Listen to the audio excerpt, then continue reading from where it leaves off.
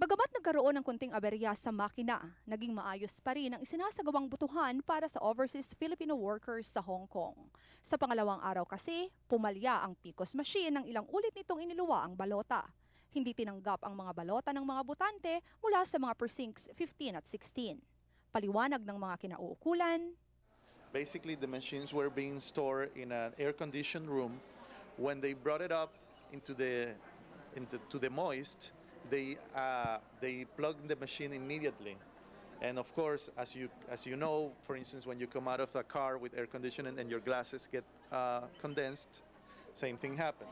It looks like it was just because of moisture, but those are some of the things that it's good we discovered now, and we will take appropriate measures for election day in the Philippines. So nakita namin nangyari ngayon dito sa Hong Kong, so baka mangyari doon sa Pilipinas. So dapat may steps tayong nagagawin to make sure that this doesn't happen.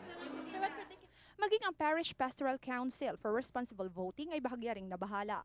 Ngunit ayon kay PPCRV Chairman Henrietta de Villa, hindi kailangang magpanik ang lahat.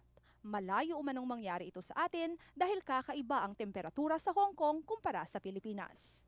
This is a good, I would say, a good dry run for us in the Philippines. That when things happen like this, that alam nang gagawin, tsaka huwag magpapanik.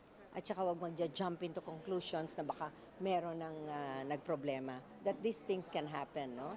So that our expectations must also be regulated so that when things like this happen, we won't think right away that something is, there is a general, how do you call that, conspiracy going on for failure of the elections. This is Nabahala man, lubos pa rin ikinatunga ng mga mismong botante ang pagkakaroon ng automated election. Anila, isa itong madaling paraan upang makapagboto at maituturing rin umanong pagbabago sa proseso ng halalan. Parang mas madali yung automation. Mas okay to, oo. Bakit? Kasi parang, kasi na ano kasi yung sa machine, parang siguro hindi madadaya yung mga botohan. Samantala, dinagsa ng mga OFW ang pangalawang araw ng botohan sa Hong Kong. Tanghali pa lamang ng linggo, nasa 1,300 na mga Pinoy na ang nakaboto. Ang 20 presinto sa Bayanihan Kennedy Town Center ay bukas mula alas 8 ng umaga. Nasa 76,000 botante ang inaasahang boboto mula Hong Kong. Ayon kay Hong Kong Consul General Claro Cristobal, inaasahan na nila ang pagdagsa ng migrant workers doon, lalo na't araw ng pahinga ang linggo. Bagamat hindi maiiwasang may ilang maliliit na problemang nangyari, lalo na sa aspetong teknikal, tiniyak ngayon ng Commission on Elections at PPCRV na handa sila sakaling mangyari man ito sa Pilipinas.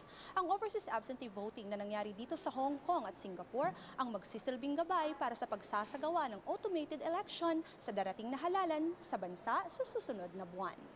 Kasama si cameraman Remy Papa, Jinky Baticados, Kennedy Town Center, Hong Kong.